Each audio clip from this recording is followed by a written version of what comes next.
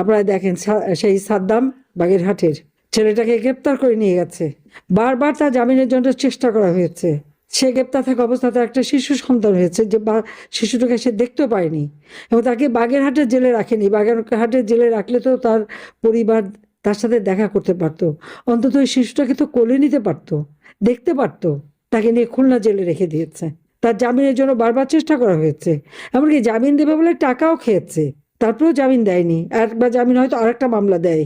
আজকে তার স্ত্রী এবং শিশুপুত্র, তাদেরকে মৃত অবস্থায় ঘরে পাওয়া গেল।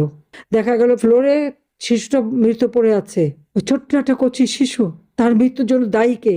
অবশেষে ভারতে দিল্লি থেকে জাতির উদ্দেশ্যে ছাত্রলীগ নেতা সাদ্দামকে নিয়ে কথা বলতে গিয়ে অঝরে কেঁদে যা বললেন শেখ হাসিনা। যশোরে কারা ফটকে স্ত্রী সন্তানের মরদেহ দেখার হৃদয় বিদারক এমন একটি ঘটনায় সারা দেশের মানুষকে বেশ গুরুতর আহত করেছে। এমন ঘটনার সাক্ষী দেশবাসী এর আগে কখনো হয়নি। এই হৃদয় বিদারক ঘটনাটি বেশ দাগ কেটেছে খুদ সাবেক প্রধানমন্ত্রী শেখ হাসিনার হৃদয়ে। তাই এবার ভারতের দিল্লি থেকে জাতির উদ্দেশ্যে ছাত্রলীগ নেতা সাদ্দামকে নিয়ে কথা বলতে গিয়ে অঝরে কেঁদে যা বললেন শেখ হাসিনা। তিনি বলেন, বাগেরহাটের সাদ্দাম তাকে গ্রেফতার করে নিয়ে যাওয়া হয়েছিল। বারবার তার জামিনের চেষ্টা করা হলেও সেই সময় তার একটা বাচ্চাও হয়েছিল। তাকে কুলে তুলে নেওয়ার সুযোগটাও তাকে দেওয়া হয়নি।